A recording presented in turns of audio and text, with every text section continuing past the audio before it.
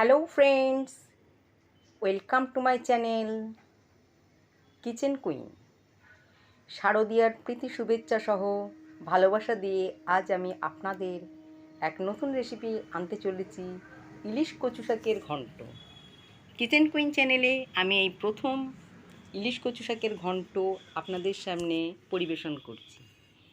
এই ইলিশ মাছের মাথা দিয়ে এবং কচুর যে ডাঁটা সেইটা দিয়ে আমি আজকে আপনাদের সামনে নতুন রেসিপি করছি। এর জন্য আমি কিছু ইলিশ মাছ রেখেছি। তো এই ইলিশ মাছগুলো আমি আলাদাভাবে রান্না করব। আর ইলিশ মাছের মাথা আমি পরিষ্কার করে জল দিয়ে ধুয়ে বেছে রেখেছি এবং নুন এবং হলুদ দিয়ে আমি এখন সাজিয়ে রেখেছি ম্যারিনেশন করবার জন্য। আর ইলিশ মাছ সবটাই আমি কচু শাকে দেব না, এগুলো আমি ভাপা করব এবং ইলিশ মাছের মাথাগুলো দিয়ে আমি কচু শাকের রান্নাটা আপনাদের সামনে করছি। আমার নুন এবং হলুদ মাখানো হয়ে গেছে।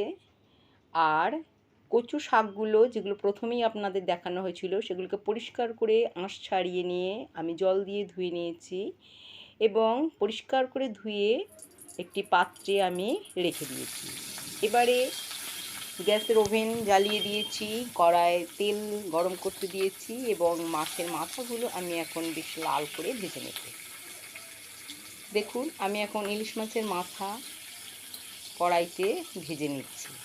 আর এই তেলের মধ্যেই আমি রান্নাটা করব, তাতে রান্নাটা সুন্দর একটা গন্ধ বার হবে। এতে আমি আরও তেল অ্যাড করব। মোটামুটি আমার মাছের মাথা ভাজা হয়ে গেছে।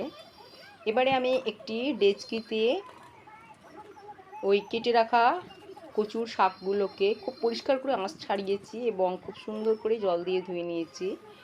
এবারে একটি পাত্রে আমি এখন ইন্ডাকশানে বসিয়েছি এটাকে সিদ্ধ করার জন্য। হাফ গ্লাস মতন জল দিলাম আর এতে দেব 1 চামচ নুন আর দেব হাফ চামচ হলুদের গুঁড়ো দিয়ে এটাকে আমি এখন সিদ্ধ করতে দেব।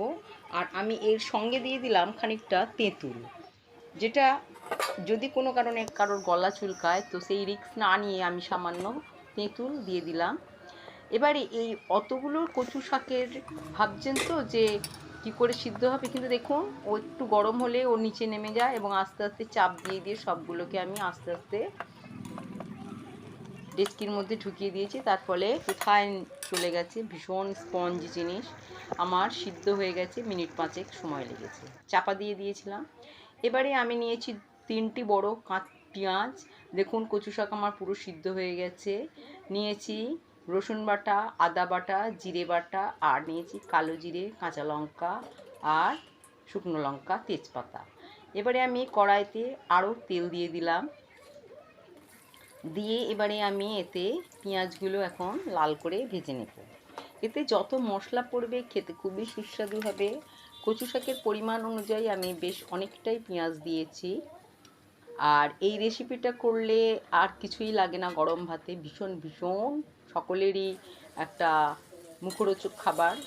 এটা আপনারা অবশ্যই করে খাবেন। আমি এখন পেঁয়াজটা গরম তেলের মধ্যে মানে নাড়াচাড়া করে নিচ্ছি।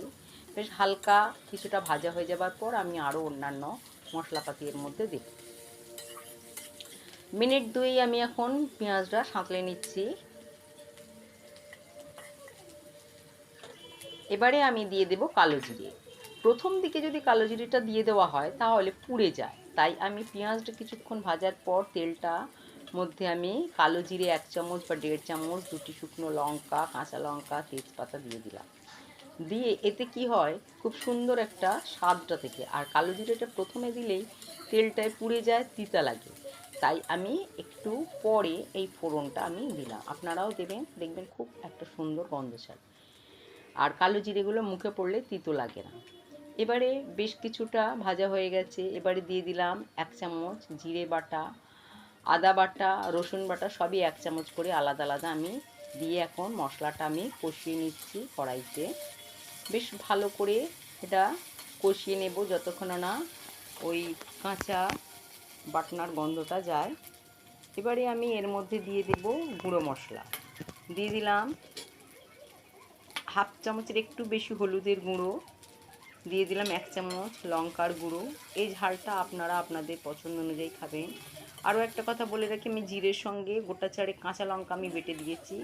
মশলা অনুযায়ী সামান্য নুন দিলাম, অর্থাৎ পেঁয়াজ এবং ওই মশলার পরিমাণ অনুযায়ী ওই খুব সামান্যই নুনটা দিলাম, কারণ আমি সিদ্ধ হওয়ার সময় আমি নুন দিয়ে দিয়েছি।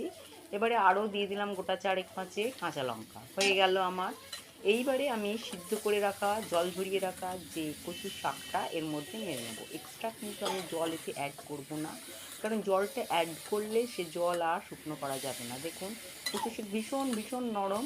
এবারে আমি চেপে চেপেই জলটাকে বেশ অনেকক্ষণ ধরেই জলটাকে ঝরিয়েছি, যাতে জল না থাকে। জলটা থাকলে একটু কুটকুটে লাগে, তাই আমি জল খুব সুন্দর করে শুকনো করে ঝরিয়ে নিয়েছি। এবং এর উপরে একটা ভারী বাসন আমি চাপিয়ে রেখেছিলাম, যাতে জল খুব ভালোভাবে ছুটে যায়। দেখুন বেশ শুকনো। এবারে আমি এর মধ্যে খুব ভালো করে এটাকে নাড়াচাড়া করব মিনিট 10 মতন। এবারে এর মধ্যে আস্তে আস্তে আমি কিছু মাছের মুড়োগুলোকে দিয়ে দিলাম। মাছের মুড়ো দিয়ে এটাকে যত বেশি নাড়াচাড়া করা যাবে ততই বেশি এর স্বাদটা বাড়বে। আর কিছুই লাগে না, খুবই সহজ এবং চটজলদি রান্না। শুধুমাত্র কচুর শাকগুলোকে কাটাই একটা দরকার। আর কচু শাক কাটার জন্য প্রথমেই আপনারা হাতে কিছুটা সর্ষের তেল বা যে কোনো তেল মেখিয়ে নেবেন।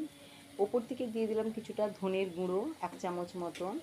এতে বলছি যতই মশলা পড়বে ততই বেশি ভালো লাগবে। দিয়ে দিলাম 2 চামচ চিনি। চিনিটা আমাদের দেশের মানুষরা একটু ভালোই বাসে, তো এতে দিয়ে দিলাম 2 চামচ চিনি। নুন কিন্তু আমি অ্যাড করলাম না, কারণ মাছের মাথার মধ্যে নুন দেওয়া আছে। তার নুন সিদ্ধর সময় কচু শাকে আমি নুন দিয়েছি, তাই এক্সট্রা নুন আর আমি অ্যাড করলাম। খুব ভালো করে এটা নাড়াচাড়া করতে হবে।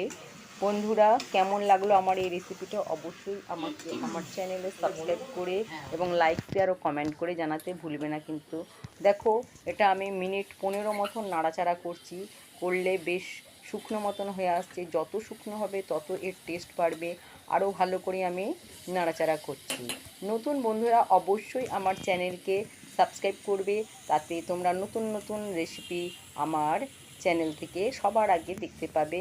আর কেমন হলো নতুন বন্ধুরা এবং পুরাতন বন্ধুরা অবশ্যই আমাকে লাইক শেয়ার ও কমেন্ট করে জানাবে। কেমন লাগছে আমার কচু শাক তৈরি। আমি এখন পাত্রে তুলে নিয়েছি এবারে পরিবেশনের জন্য। আর আপনারাও আপনাদের অতিথি বা প্রিয়জনদের এই রেসিপিটা করে অবশ্যই খাওয়াবেন। আসি বন্ধু, আবার দেখা হবে নতুন কোনো রেসিপি নিয়ে। ভালো থাকবেন, ধন্যবাদ।